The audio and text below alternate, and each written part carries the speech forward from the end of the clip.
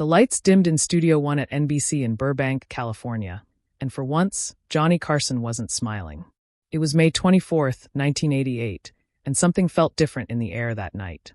The crew members who had worked on The Tonight Show for decades could sense it, the way sailors sense a storm before it hits. The audience, dressed in their finest clothes hoping to catch a glimpse of television magic, had no idea they were about to witness one of the most heartbreaking moments in television history. Because when Dean Martin walked through that curtain, he wasn't the smooth, carefree crooner America had fallen in love with. He was a shattered man barely holding himself together, and the mask he'd worn for 50 years was about to crack wide open on live television.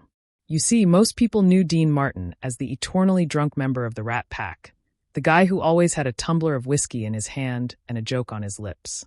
They'd seen him stumble through variety shows, laugh his way through roasts, and croon love songs with that effortless charm that made women swoon and men want to buy him a drink. But what America didn't know, what they couldn't have known, was that much of it was an act.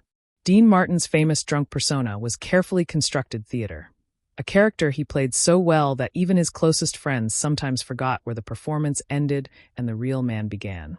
The real Dean Martin was surprisingly shy, intensely private, and drank far less than anyone imagined. He was a devoted father, a loyal friend, and beneath that cool exterior was a man with depths of feeling he rarely showed the world.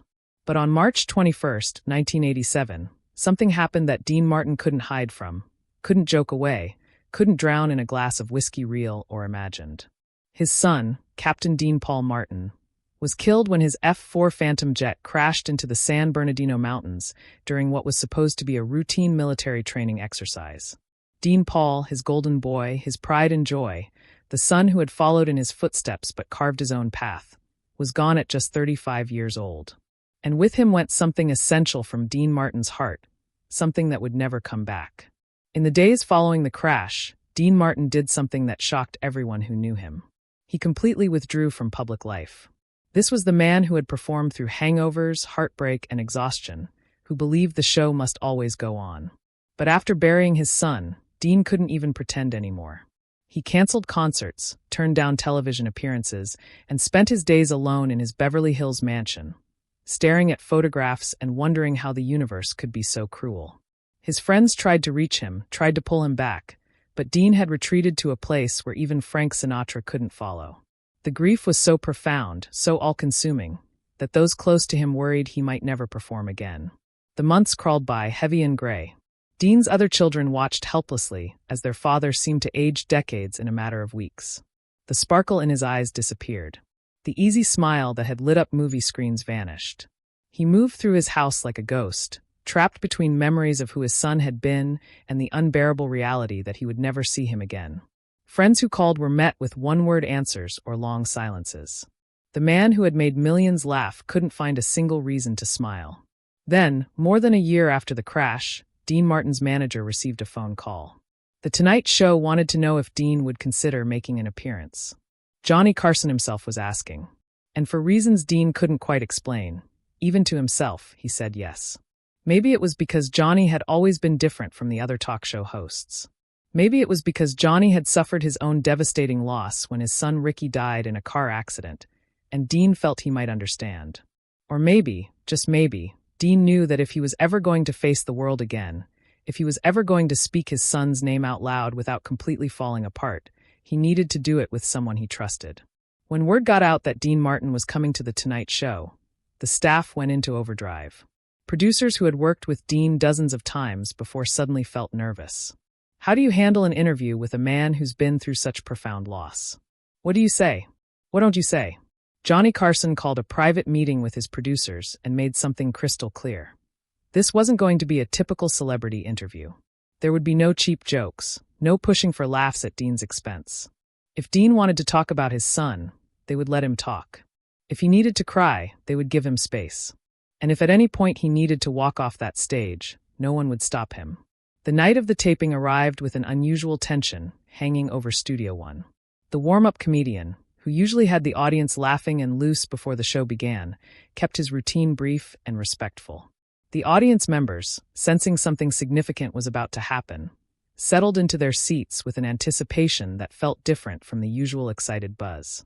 And backstage, in dressing room number 3, Dean Martin sat alone, staring at his reflection in the mirror and wondering if he could really do this. He looked different, and everyone noticed. The legendary cool that had made him an icon seemed to have evaporated. His face, once so handsome it graced movie posters around the world, now carried deep lines of grief. His eyes, which had twinkled with mischief through countless performances, looked hollow and distant. Even his famous impeccable style seemed diminished. The tuxedo hung a little looser than it should have. His hands, which had once held microphones with such casual confidence, trembled slightly as he adjusted his tie. A production assistant knocked softly on the door. 5 minutes until showtime. Dean took a deep breath, stood up, and walked toward the stage entrance. As he stood in the wings, waiting for Johnny's introduction, he could hear the familiar theme music, see the lights, feel the energy of live television. It was a world he had inhabited for decades, but tonight it felt foreign and frightening. Tonight, he wasn't going to hide. Tonight, the world was going to see the real Dean Martin, and he had no idea if he was ready for that. Johnny Carson walked onto the stage as he had thousands of times before, and the audience erupted in applause. But even Johnny seemed more subdued than usual. His monologue, typically filled with political jabs and celebrity gossip, was shorter and gentler. He told a few jokes, got his laughs, but everyone could tell his mind was elsewhere. And then, after a commercial break, the moment arrived. Johnny turned to the camera with an expression that was equal parts warmth and concern, and he said the words, "Ladies and gentlemen, please welcome my very dear friend, Dean Martin."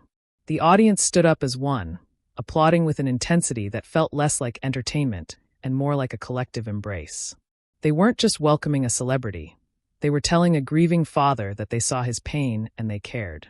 And when Dean Martin walked through that curtain, everything in the studio changed.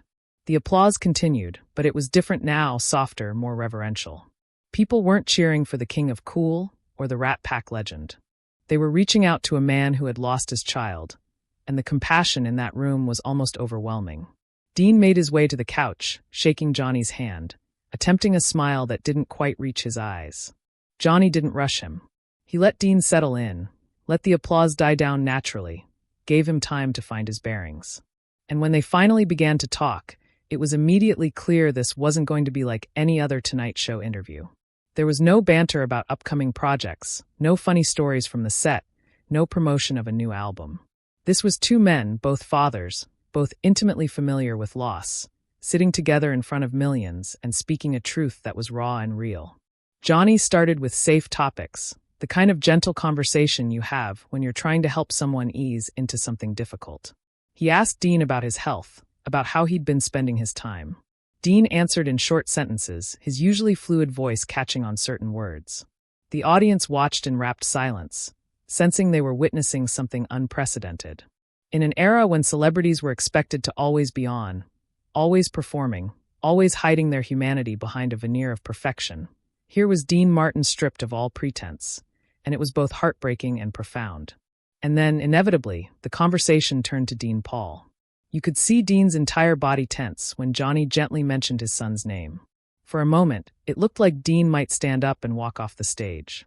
His jaw clenched, his hands gripped the armrest of the couch, and his eyes filled with tears he was desperately trying to hold back. The cameramen, seasoned professionals who had filmed everything from comedy sketches to presidential interviews, had to fight their own emotions behind their equipment. Because what they were capturing wasn't entertainment. It was a father's grief laid bare, and it was almost too intimate for television. Johnny leaned forward, his voice barely above a whisper, and said something that the microphones almost didn't catch. "You don't have to do this if you don't want to." But Dean shook his head. He had come here for a reason. After more than a year of silence, of hiding, of pretending he could just disappear into his grief, Dean Martin needed to say his son's name out loud. He needed to tell the world about the boy who had grown into a remarkable man, the son who had made him prouder than any gold record or movie role ever could. Dean started talking, his voice breaking with every other word. He talked about Dean Paul as a child, how he used to follow his father around the studios, fascinated by every aspect of show business. He talked about how Dean Paul had been an athlete, a musician, a pilot, how he had so many talents and such hunger for life. He talked about the last conversation they'd had, just days before the crash, how Dean Paul had called to tell his father about a new song he was working on. And as Dean spoke, the grief poured out of him in waves. He wasn't the smooth entertainer anymore. He was just a dad who missed his son so much it physically hurt. The tears Dean had been fighting finally broke through. They streamed down his face as he told Johnny something he'd never said publicly before. "I wasn't ready to say goodbye." "You're never ready, but especially not like that. One minute he's calling me, telling me about his life, making plans, and the next he's gone. Just gone. And I keep waiting for the phone to ring again. I keep thinking maybe it was all a mistake. But it wasn't. It's real, and I don't know how to live in a world where he isn't." Johnny Carson, a man known for his quick wit and ability to deflect emotion with humor, couldn't deflect this. His own eyes filled with tears. Here was a man who understood grief in a way most people in that studio couldn't. Johnny had lost his own son, Ricky, in a car accident years before, and that pain never truly goes away. It becomes part of you, changes you in ways that can't be undone. So when Dean looked at Johnny and whispered, "How do you survive this?"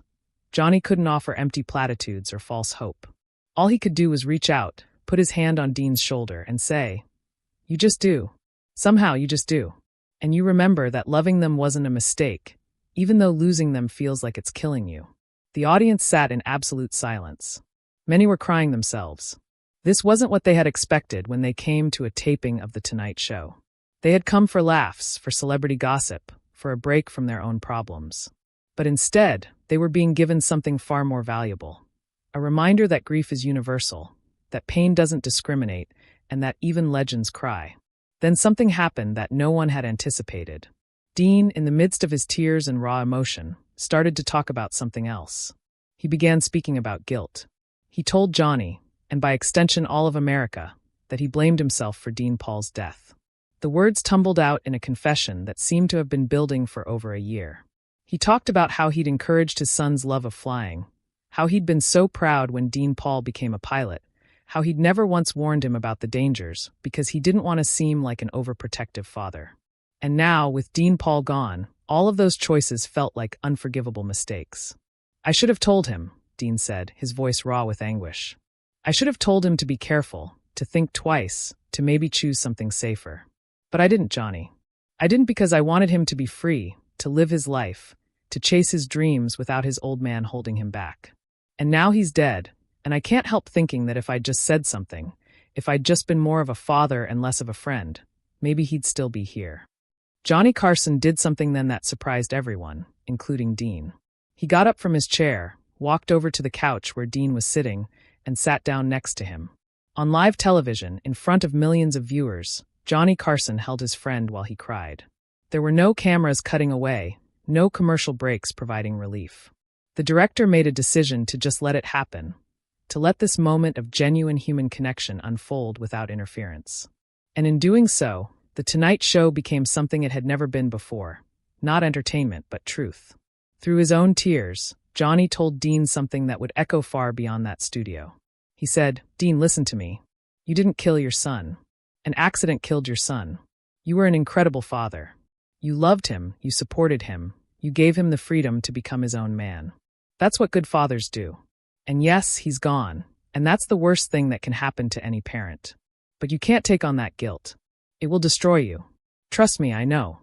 The audience, the crew, even the cameramen were openly crying now. This had transcended television. This was life, raw and unfiltered, happening in real time.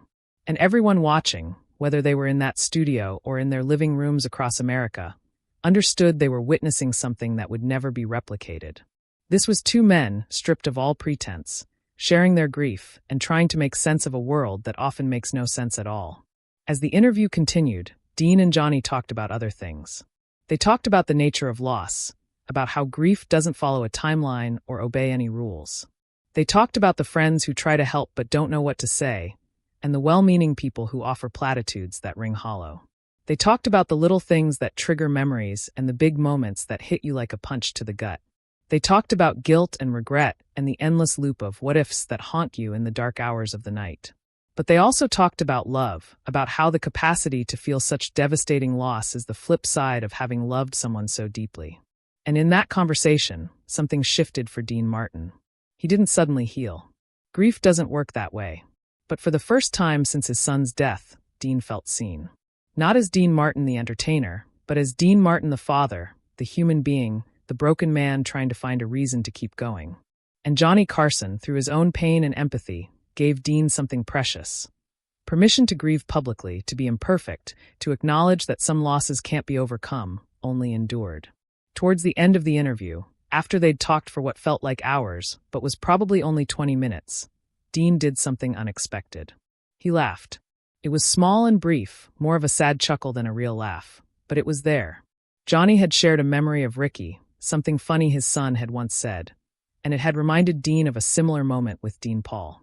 And in that shared moment of remembering their sons not with tears but with a smile, both men found a small measure of peace. When it came time for Dean to leave the stage, the audience gave him a standing ovation that lasted several minutes. But it wasn't the usual applause for a great performance. It was something more profound, a collective acknowledgement of courage. Dean Martin had done something incredibly brave.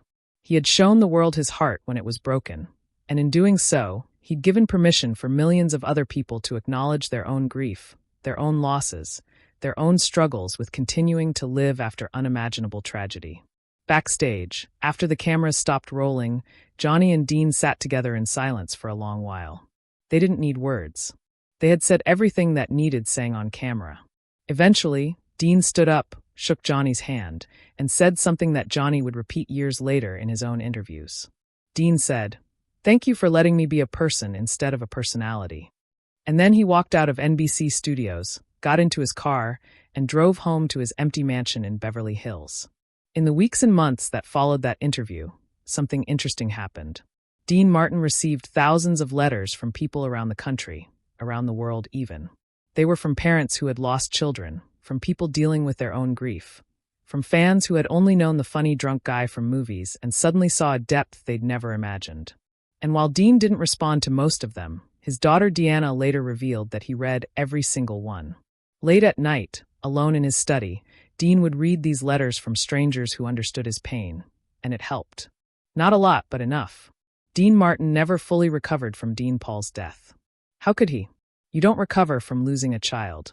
You learn to carry it, to incorporate that loss into who you are, but you don't get over it. In the years following that Tonight Show appearance, Dean retreated more and more from public life. He did a few concerts, made a couple of television appearances, but his heart wasn't in it anymore. The joy that had fueled his performances for decades had been extinguished, and without it, the act felt hollow. His final years were marked by increasing isolation. He still saw his children, still maintained some friendships, but the larger-than-life personality that had defined Dean Martin gradually faded. Friends who visited him noted that he seemed to be waiting for something, though they couldn't quite put their finger on what. In retrospect, many believed Dean was waiting to die, to be reunited with his son. It wasn't that he was actively suicidal, but rather that he had lost his will to continue living fully. He existed, but he didn't truly live. In 1995, Dean Martin's longtime friend and Rat Pack member Sammy Davis Jr. died. Dean, against the advice of everyone close to him, insisted on attending the funeral. He was frail by then, suffering from lung cancer and emphysema, barely strong enough to stand. But he went anyway, and those who were there said it was one of the saddest sights they'd ever witnessed. Dean, who had once been the epitome of cool, looked lost and ancient. When he approached Sammy's casket, he reportedly whispered, "I'll see you soon, Smokey," using Sammy's nickname. And in a way, he was right. On Christmas Day, 1995, Dean Martin died in his Beverly Hills home at the age of 78. The official cause was acute respiratory failure from emphysema, but anyone who knew him understood the truth. Dean Martin had died of a broken heart. He'd been dying slowly ever since that day in March 1987, when his son's plane went down. The 8 years between Dean Paul's death and his own were simply the time it took for his body to catch up with his heart. Looking back at that Tonight Show interview from May 1988, it takes on an almost prophetic quality. It was Dean Martin's last real appearance as himself, the last time he let the world see beyond the carefully constructed persona. Everything that came after was shadow, echo, going through the motions. But on that night, sitting on Johnny Carson's couch with tears streaming down his face, Dean Martin was more real, more honest, and more vulnerable than he'd ever been in his entire career.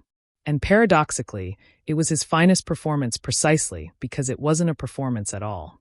The interview became legendary in television history, though for years, the the full footage was difficult to find. NBC, perhaps recognizing the deeply personal nature of what had been captured, didn't replay it during Dean Martin tribute shows or anniversary specials. It existed in the archives, too raw and painful to commodify. But eventually, as years passed and people began to understand the importance of that moment, clips started to surface online. New generations discovered Dean Martin not as the drunk guy from old movies, but as a father devastated by loss, and their respect for him deepened. What Dean Martin did that night on The Tonight Show mattered. In an era when men, especially men of his generation, were expected to suffer in silence, to never show weakness, to man up and move on, Dean refused. He cried openly. He admitted he was broken. He confessed his fears and his guilt. And in doing so, he gave permission for countless others to do the same. The letters that poured in after that interview weren't just from fans. They were from people who finally felt they could acknowledge their own pain because Dean Martin had acknowledged his. Johnny Carson, for his part, never forgot that interview. In conversations later in life, he would cite it as one of the most meaningful moments in his entire career. He said that most of what happened on The Tonight Show was fun but ultimately forgettable, and that was okay because entertainment doesn't have to be profound to be valuable. But every once in a while, something happened that transcended entertainment and became genuinely important. That night with Dean Martin was one of those times.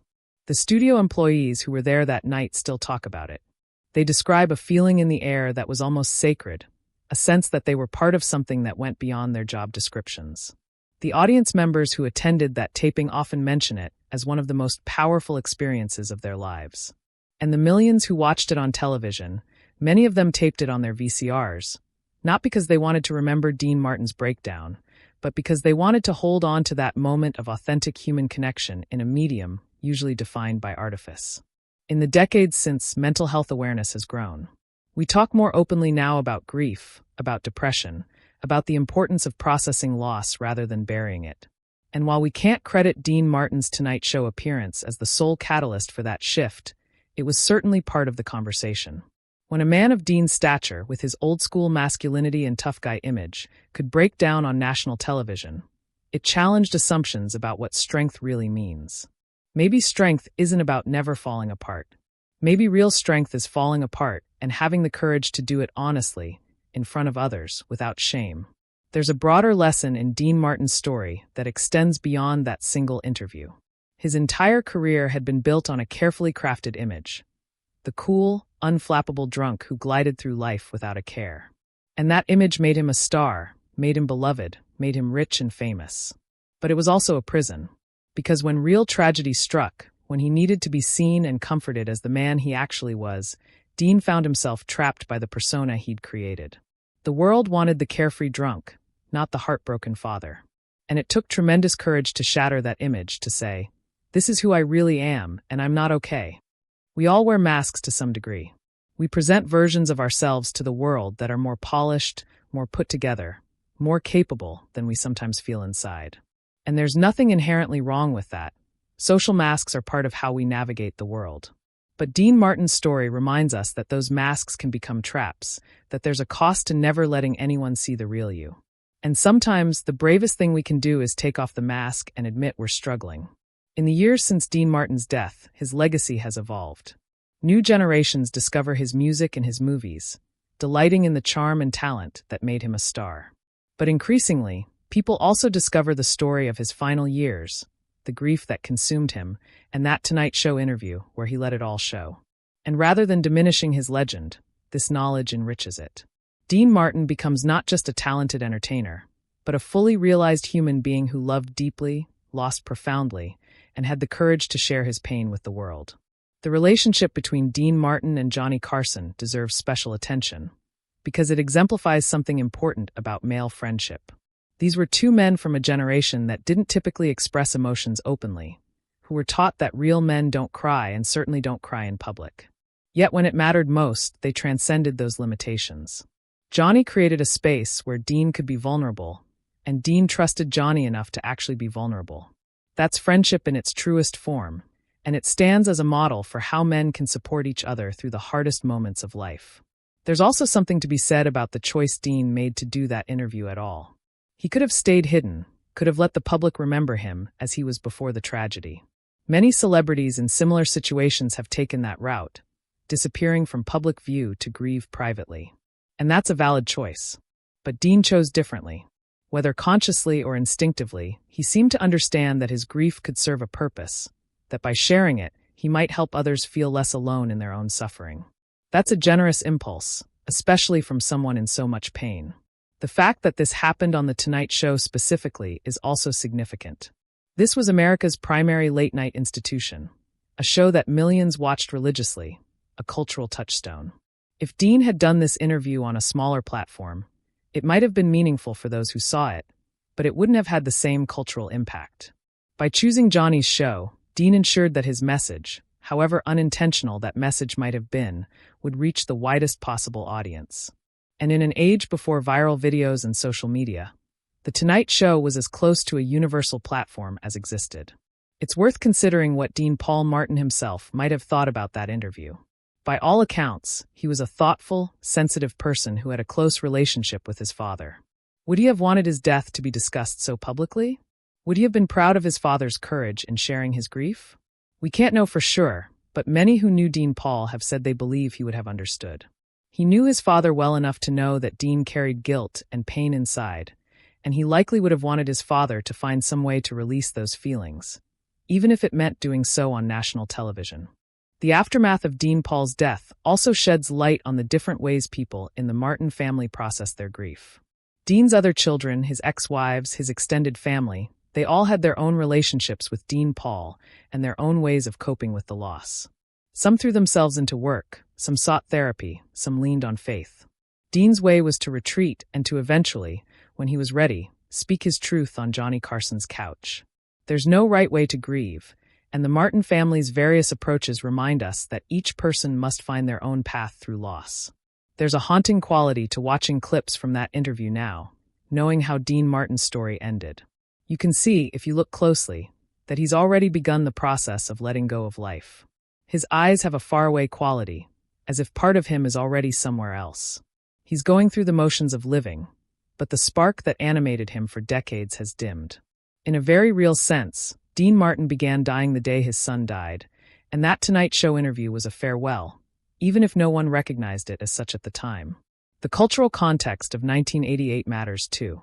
This was before the internet, before the 24-hour news cycle, before social media made everyone's private pain public fodder. When Dean Martin cried on The Tonight Show, it was shocking precisely because such raw emotion was rarely displayed on television. Today, we're more accustomed to seeing celebrities share their struggles, whether through interviews, social media posts, or documentaries. But in 1988, what Dean did was revolutionary. He helped begin a shift in how we think about public figures and their right to be human, to hurt, to not always have it together.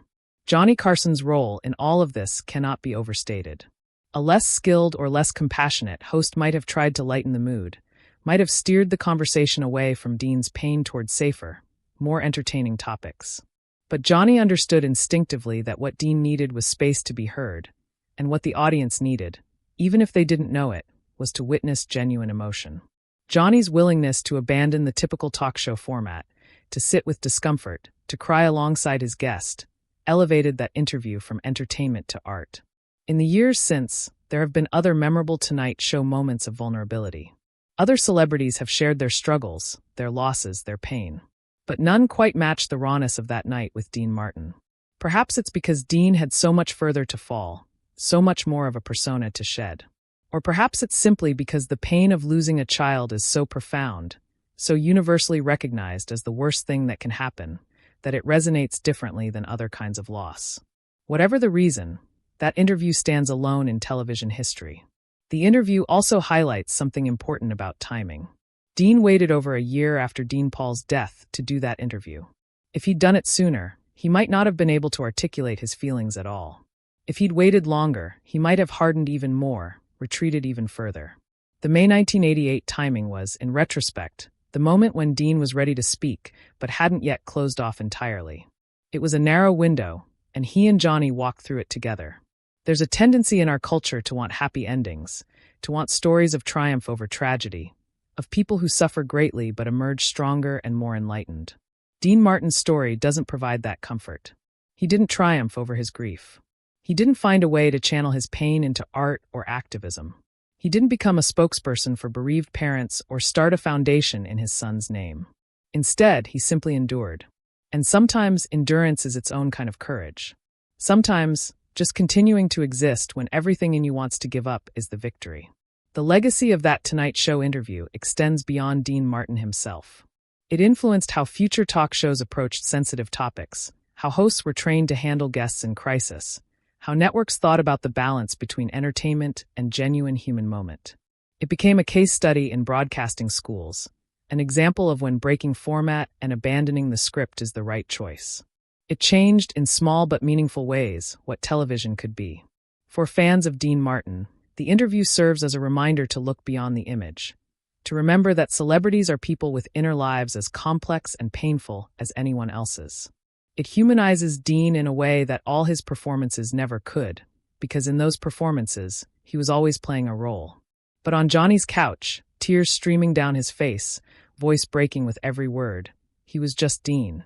And that authenticity created a connection with audiences that transcends time. The interview also raises questions about privacy and public life that remain relevant today. Did Dean Martin owe the world that level of vulnerability? Should public figures be expected to share their pain for our consumption? Or was Dean's choice to do so a gift freely given, that we should receive with gratitude rather than expectation? These are questions without easy answers, but they're important to consider as we navigate an era where the line between public and private has become increasingly blurred. In the end, the story of Dean Martin's last interview with Johnny Carson is a story about love and loss, about the price we pay for caring deeply about other people, about the courage it takes to be vulnerable, and about the power of human connection even in our darkest moments. It's about two men, both fathers, both acquainted with grief, sitting together and acknowledging the hardest truth there is. That love makes us vulnerable to unimaginable pain, and yet we love anyway, because what else can we do? It's about the moment when the mask falls away and we see each other clearly, perhaps for the first time. Dean Martin walked onto that Tonight Show stage as a legend and walked off as a human being. And in doing so, he gave us all permission to be human too, to hurt and cry and struggle and admit when we're not okay. That's a gift that continues to resonate decades later. Every time someone watches that interview and realizes they're not alone in their pain, that even the coolest, most composed person can fall apart. And that's not weakness. It's proof of having loved deeply enough that the loss leaves a crater nothing can fill.